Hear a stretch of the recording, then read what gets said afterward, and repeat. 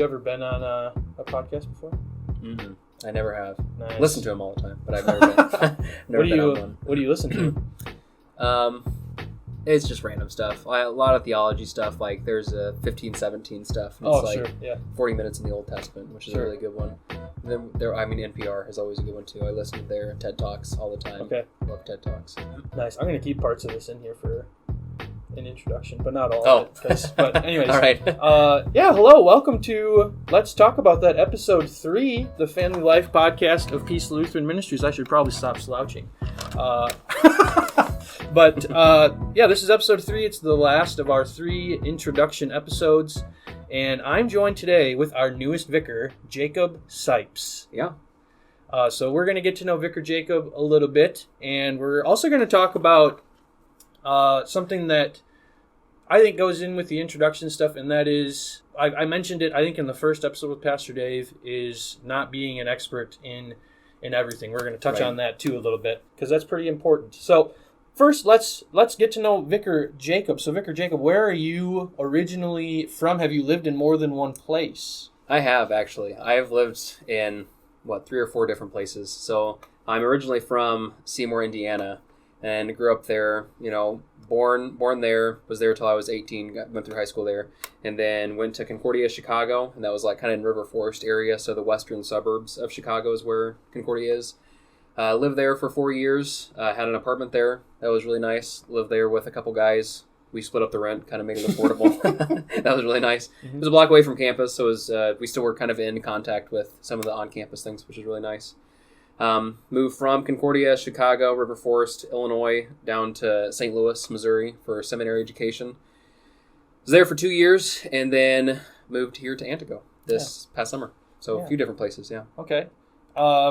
When you were so I was at Concordia, Chicago once for CIT, the Concordia. So for people that don't know, that's there's a basketball tournament every year between Concordia, Wisconsin, Ann Arbor, Chicago, and Nebraska. And I went to the one in Chicago. So you're probably there when I was then, in 16, 20? Yeah, it was my third year of school, I think. Yep, I would have been a freshman. So we were in the same geographical location at one point, which is kind of fun. No, yeah, I know. My favorite story with that is I rode down with Pastor Dave's son, Josh, his now son-in-law, and one of my former roommates, one of my friends, Jake, who's a parish musician in Appleton, and we went 111 miles an hour in a Cadillac, in this real long boat car. Pastor Dave's son-in-law was driving. Pastor Dave probably is not going to like to hear that, but it's funny. So what was your favorite memory? What were your favorite things of Concordia, Chicago? Probably some of the favorite things is just probably the friends that I got to know. That maybe sounds a little cliche. I mean, but for anybody, because I was a first-generation college person, and so, I'd only heard from movies and other people, of what goes on at college, so there was that image. And so I had only heard, fun things that go on at college, but then, that first semester was, kind of rough, because I didn't know anybody. I didn't go in, knowing a roommate. Sure. I didn't come in with a friend. I was, very blank slate. Vicar Jacob, tell us about your hometown and your home church. What was your hometown like, your home church like, things like that? So, hometown, Seymour, Indiana, it was a little bigger than what Antigo is. I think Seymour's 18,000, but it kind of had this hometown feel to it. I mean, it was kind of like what Antigo has, but it's Antigo's definitely amplified just because there's just, I don't know, it feels a little more homey. At least to me it does, and maybe that's the smaller size. The downtown's a little smaller, and just things are closer together than what it was in Seymour. It's just really great here. Marie and I and Andrew are loving all the things here in Antigo. It's really nice. And then home church, Redeemer, it was about the same size as Peace. Okay. We did not have school or childcare. It was just church. But we worshipped, and I think worshiping 300, 350 people a Sunday. It was two traditional services and a traditional Monday night, and so we didn't have the contemporary worship. But there would be times when I can remember coming back from youth group, the youth would actually kind of lead the worship service that Sunday, and that would kind of be I don't know, our favorite camp song that week, and the congregation would sing it with us, and the we would lead that song for that week. That was just kind of the feel of what went on there. Yeah, it was really great. Sure. I loved growing up in Redeemer, and I think I'm going to love working here at Peace. It's have kind of a similar feel. It's just kind of feels nice. So like many people probably don't know this about seminarians, but at seminary, you don't get a choice of where you go on vicarage, but you do get a little, like maybe 5% of a say. Yeah. In terms of like, you tell them where you would prefer to go. So did you and Marie prefer to stay in the Midwest? Yeah. Yeah. Mm-hmm. Okay. Yeah, that's kind of what we said. Sure. We said Midwest or North. We said Wisconsin or Michigan. That would have been fine. Sure. We were kind of thinking that we might go to Michigan for whatever reason. We were just like, in a gut feeling, like, oh, I feel like we're gonna go to a church in Michigan. But then Wisconsin, we're like, oh, that's just like a little west, which is fine. Basically the same climate, right? just a few days earlier. Yeah. yeah. Exactly. Very nice. Okay. Cool. So yeah, you are married to Marie. Yep. And you have a baby named Andrew. So tell us a little bit about how you and Marie met, a little bit about Andrew, those kind of things. Yeah, so Marie and I met in college at Concordia, Chicago. We started dating our sophomore year. So I was originally an education major. Okay. And I was going to school to be a high school English teacher. But then as time went on, I just switched to an English major. I don't know. It just it felt right. Sure. I don't know. So did that. But kind of stayed with the education classes for a little bit because I wanted to get as much as I could out of those. Then just switched to regular English. Then Marie and I finished out college. She was an elementary education major. So when we were in seminary, Marie actually taught 3rd and 4th grade at a local elementary school, a Lutheran elementary school, and I actually was the seminarian there, so I was able to lead worship wherever she taught, which was kind of nice. So I would go in, lead chapels for the elementary school, which was really nice. So that was great. Got married in June of 2019, and then a year of seminary, and then Marie got pregnant 2020, at the end of summer 2020, and then Andrew was born May 2021. So we've just kind of been adjusting to having a baby. It's been really great. I didn't tell you this, but I just got a text message that he just rolled over. So these are some of the first people that are knowing that Andrew rolled over for the first time. I was getting ready to leave this morning to come to Peace to get some of the PowerPoints done for worship. And he was like lifting his head up really, really high. And he was like kind of using his arms a little bit. So there was like kind of a precipice, like, probably gonna happen, like we're feeling it, and then like just got a text message, you rolled over. It was so kind of fun. Nice. Very cool. So mobility is coming for our baby. Yeah, and then you gotta like cover all the outlets and all that stuff. Oh yeah. Fun times. Yeah. Baby proof can sometimes mean Jacob proofed as well. if I can get into those cabinets or not. Nice. So you have mentioned your home church. When did you decide that, or like feel the calling into like the ministry, into being a pastor? Was that at your home church? Was that in college? Because like I did not feel a call into ministry until I was at college. I was a physical education major for my first semester of college. Mm-hmm. And actually after my first week, I said, no, not supposed to do that. And then I was like, oh, well, I want to do youth stuff. I want to work for the church. My initial plan was to be a volunteer in the church and teach at a school, whether it was Lutheran or public, didn't matter. But yeah, when did you kind of feel that calling into ministry, being an education major at first? Yeah, it was actually in college. I had it's kind of funny. My mom has a picture and she always tells me about it, like always reminds me about this. Like when I was in 2nd grade for like career day, I dressed up as a pastor. So I had like a black shirt on and I had the collar and I was like, I'm going to be a pastor. Did you go to Lutheran school growing up? Yeah. Okay, so it wasn't like you showed up to public school career day. Yeah. People calling me father. No, that didn't happen. No, it was... So I went 1st through 8th grade, and I don't know, I just kind of forgot about it. I guess 2nd grade, I said I was going to be a pastor, then I forgot about it, and then high school came along, and I really didn't know what I wanted to do. I thought I wanted to be a teacher, so I was like, and I wanted to teach high school, I knew that, but I like needed to nail, a subject down, because when you're in high school, you got to teach a subject, and so I was like, English, let's do English. So I went to Concordia, Chicago, because I knew they had a really good education program, and then... I was there for like 2 months. So August, September, October. In October, there was this men's retreat at like a local congregation. And the pastor there was originally a history teacher at a local college, so not high school, but he was at a college. And he was talking about the reasons why he kind of felt he loved teaching. He loved everything about, being a teacher. But then he felt this call to the ministry, and all the things that he was saying, he was just like, yeah, but I wanted to do this, it's just things like that. And I was like, yeah. And it was like everything that he was saying was like the struggles that I was having. Like, I love teaching, but I also want to do just a little more, Mm-hmm. And so that was kind of it. Like, just hearing this pastor's kind of transition from a teacher to a pastor, I was like, yeah, that's me. So sure.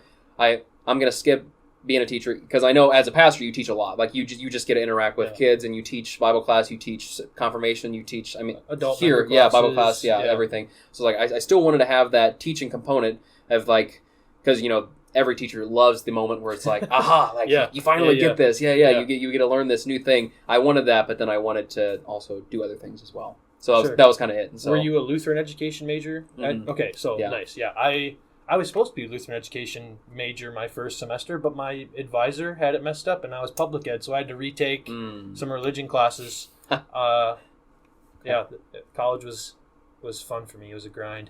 Anyways. Yeah. So what are some things, as you are now, you're in seminary, and you have been for 2 years, and you've been intentionally preparing, but now you're on vicarage, where it's like an intense preparation for becoming a pastor. What are you hoping to learn? How are you hoping to be stretched here at Peace? Yeah, so probably one of the things that I'm hoping to learn is just the function of a church, and especially like a church-school childcare relation. Ideally, I would see myself in a church and school, possibly a childcare, but just to see how everybody functions together, how that kind of works. And so just hearing Pastor Dave, Dave, and Ed talk about all the different things that go on here, and just how everything works together for a common goal of kind of building families up in Christ. That's really what I'm wanting to learn, just how, because know the theology, they nailed it into you at the seminary, at college. And one of the things I'm hoping to learn is just administrative things, all right, so we got this goal that we want.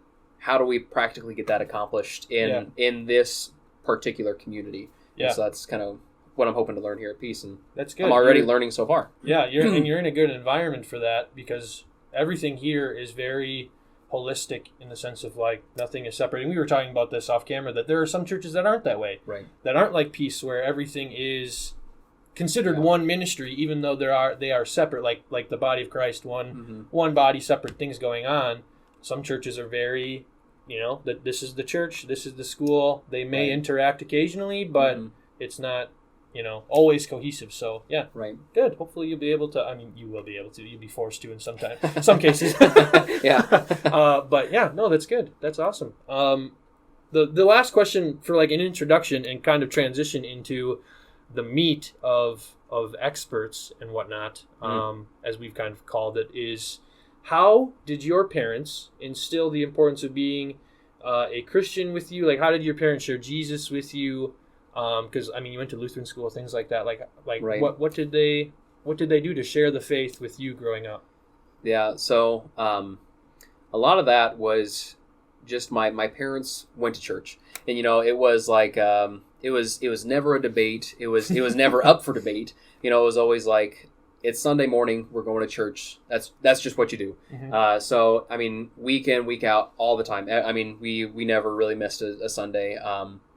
And that was not, and there was an incentive, because there was help with the parochial school in Seymour. Sure. There was this kind of conglomeration of, kind of help, but it was kind of based off attendance. And so that was, a lot of people went to church for that reason, but we just went because that was what you did. Yeah. It was on a Sunday. So our incentive to go was just to go to church. That was it. Mm-hmm. My parents were actually youth leaders. So when I went through high school youth, my parents were just there. Nice. My brothers kind of struggled having my parents there. They were like, oh my gosh, mom and dad, ugh, because, typical high schooler. But I was just I had a good group of friends. So I didn't really mind that mom and dad were there at all. But they were just kind of helping out. So it was just good. Youth was a fun time. You go there, learn about what the Bible says, how to live life. And just go to church, and you have those expectations. Yeah. And that was kind of how my parents did it. And Yeah. I like that.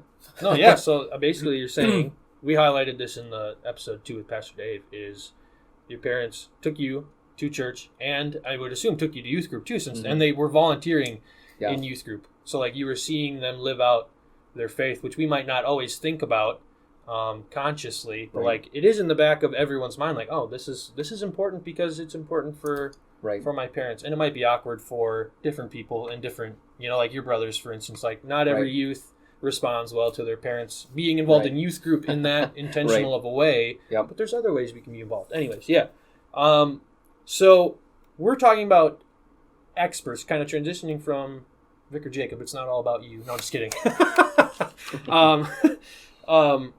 To this, like, something that I tried to hopefully get across in the first episode was that we don't expect parents to, like we're not just trying to dump things on parents and say, okay, here you go, like, share it with your kids now. Because parents are busy, and parents are also, like you do not have the training that Vicar Jacob, myself, Pastor Dave, Annette, Mr. Reinecke, our school teachers, etc. have. Like you've gone to seminary for, this is your third year. I've gone to a Concordia for college. Like, we have degrees in ministry, essentially. So yeah, we're gonna kind of talk about that. So, what would you consider yourself an expert in, just like in a general sense? Expert's such a strong term. Sure. What would you consider yourself well versed in? Well versed. I know theology. I feel like I'm too young to be an expert or to consider yourself a theologian, well versed in anything. But yeah, I know the Bible. I do. I know Bible. I know theology. I know music. Music is one of the things that I know pretty well. Not an expert, but pretty well. Yeah. What instruments do you play? I play piano and organ, and I sing. So that's all kinds of fun. Yeah, those are things that I would consider myself well versed. I like that word better. Yeah, well versed. Sure. For myself, I guess I would, like, sports are a big thing. My family instilled a love of sports in me right away. So, like, I was a big football nerd growing up. Still am. I would say like weird pulp culture. So like The Office. Oh, sure. Parks and Recreation. Yep. Those shows are, like, I know things about those shows that most people don't care for. Or just like other useless trivia. And like superheroes, certainly. Like, sure, Batman is all over my office. Yep. And that's because I love Batman. Whatever. Yep. Some people tease me about it. Whatever. I like my stuff. Deal with it. Yeah. But yeah, so like, I guess it is good to be experts or well-versed in those kinds of things. People listening or watching might be experts in cooking. Like, would you consider yourself a good cook? I would, yeah. Okay, I would consider myself a decent cook too. My wife is definitely the better of the two of us. Yeah. And Hannah's mom is like an expert cook. And my mom too. Like, I remember like going to college and like the old or like the phrase like, it's not as good as mom's cooking. And I remember like, you go for a visit or like I had a scholarship dinner at Concordia, and they served like pretty decent food for a college. And then you get to college the first week and it's like getting hit with a Mack truck of not high quality food. Yep, highly preserved. And you're just like, this is not the way my mom made this. Nope. Yep. So you might be an expert, what I'm getting at it, in, cooking. Right. Things like that. Some people are really good, like, accountants. Sure. Personal finance is something that I am still learning. Yep. It's good that we're young. Like, I'm 20. You're going to be 25 at the end of August, right? Yep. So like, we're still young enough. We can figure it out. Yep. But there are people that are even our age that are just like they just get it. Yeah. Finance is kind of how their brain works. Yeah. Now, are there things that you feel that you should be an expert in that you're not an expert in? Yeah. Finances, yeah. I mean, yeah, sure, yeah. You just talked about that. Yeah. I feel like I should definitely have a better grip on some of those things, and I just don't. I send my taxes off to somebody else, especially. We kind of talked about church workers and any kind of ministry position. They have the self-employment tax, and I don't like getting whammied in April. So, Yeah, right. So I send it off to somebody so they can do it. But yeah, that's something I wish I had a better grip on. Yeah, sometimes I wish I was a better organizer. Like my office is a disaster. Yeah. Like it was a disaster zone before construction, right? And like it's a little bit better now because I was forced to like organize myself. But like that is something that I just really struggle with. Like organizing a file folder, like not my thing. Not your forte. You know, like organizing a bookshelf. It's just like I just put the books on the shelf. Whatever. Yeah. And I wish that I was better because people come in my office and they just like probably think I'm a man child. Which like, yeah, maybe a little bit, but sure. I am not necessarily a slob. Right. I just like organization is a struggle for me. I think that I should be an expert in like youth, like the zeitgeist of the world. I guess like what's happening in pop culture, movies, etc. And I don't think I always am. Right. And that can work to my benefit, which we'll get into in a minute, in terms of like work. But I also like I'm not always an expert in things that Hannah likes or is an expert in. Like Hannah is a huge Phantom of the Opera fan, soccer fan.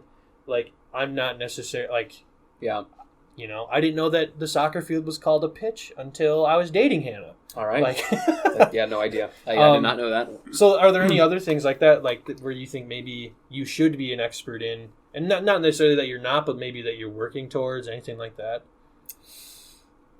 I mean, like I said at the beginning, I have a baby. Sure, yeah. I'm not an expert in babies at all. I mean, Ray and I are kind of taking that day by day. We have the What to Expect app, and so we're like, I feel like we're always trying to play catch up with that. Like, yeah, like I said, he just rolled over. Whoa, what do we do now? Sure, like, what's the next step? Yeah, maybe you know, the zeitgeist you said, just kind of being more of a in tune with everything that's happening in the world. I mean, and there's so much to learn too, right. And so at some point, I mean, you're gonna like drown in all this knowledge if you're not careful. But you know, just kind of at least having.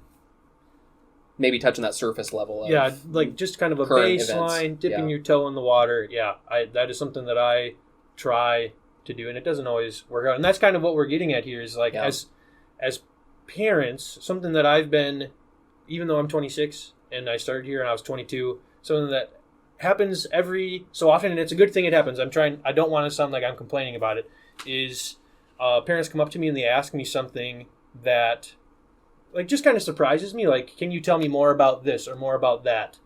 And I think, again, like the church at times can try and put so much on parents. And I think sometimes parents try to put so much on themselves in terms of like wanting to be an expert in everything. Sure. And we shouldn't drown ourselves. I thought that was a good phrase that you used, like drown ourselves with all this information because it might not be pertinent information for our kids, for our youth.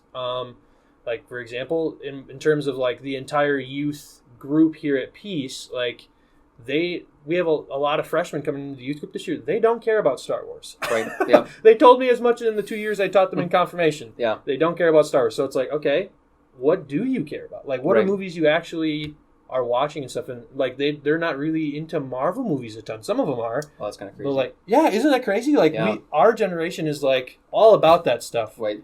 And kids that are only 10 years or so younger than us, aren't really necessarily to the degree that we are.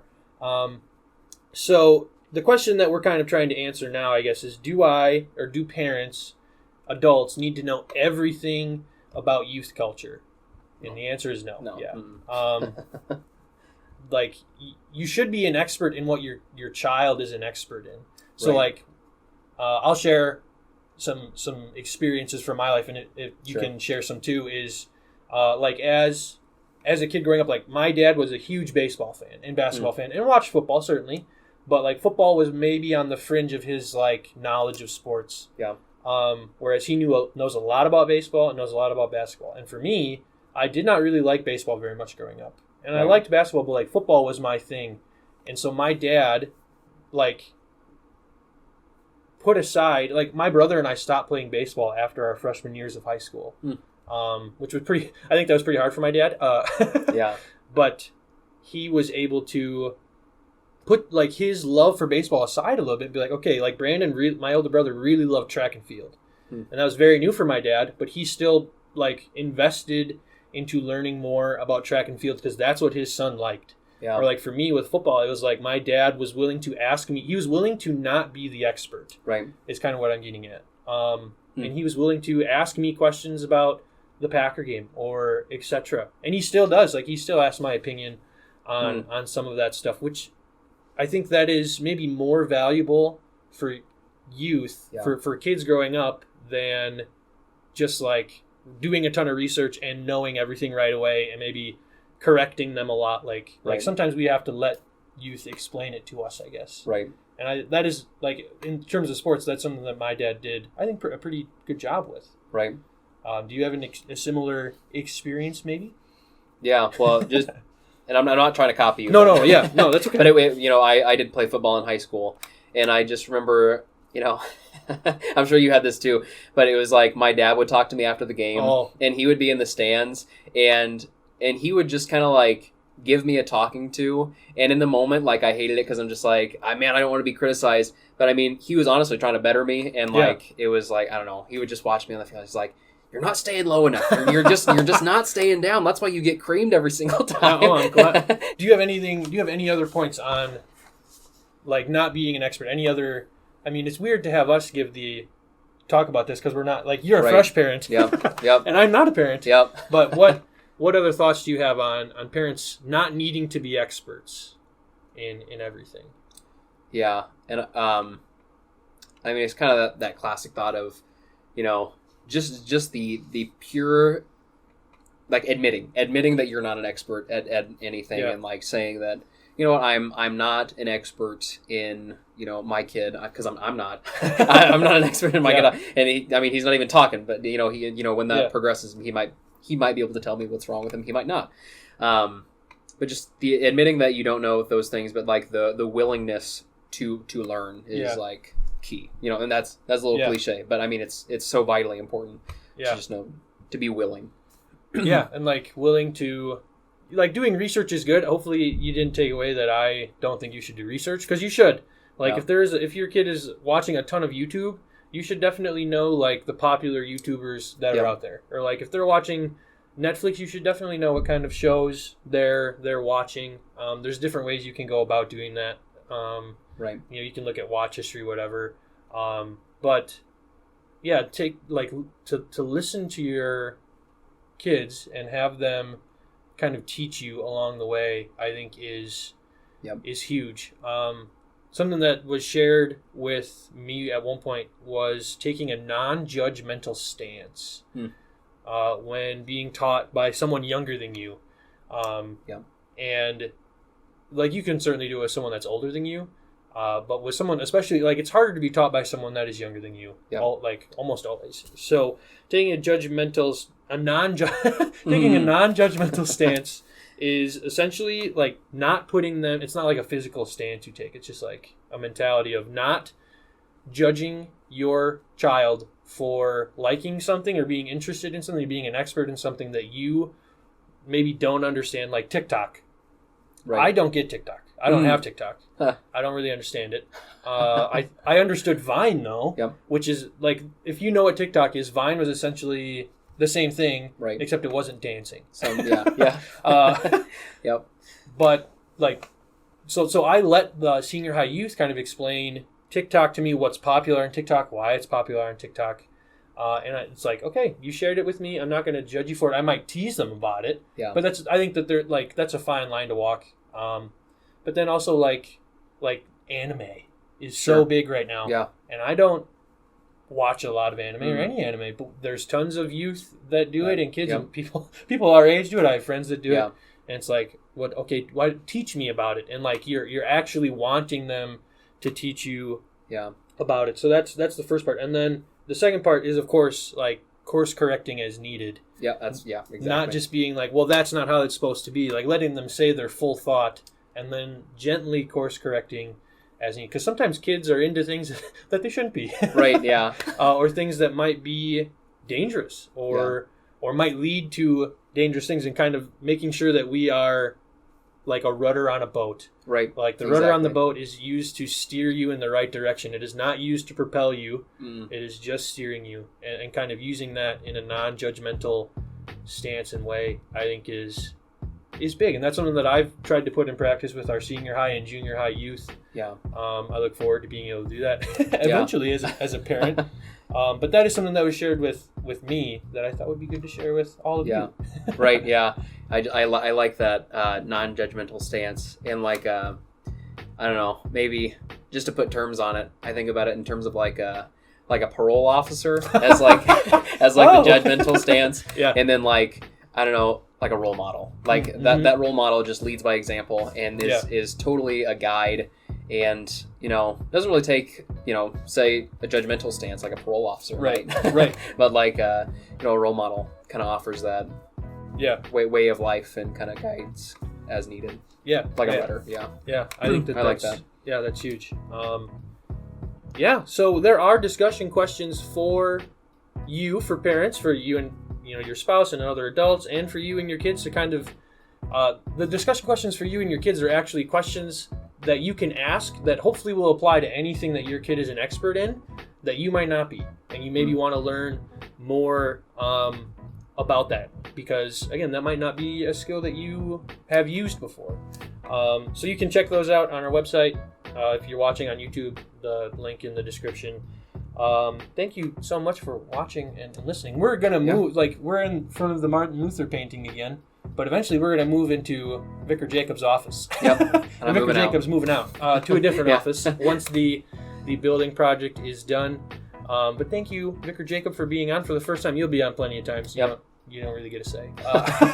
All right. The life of a vicar. No. Yeah, nice. But yeah, next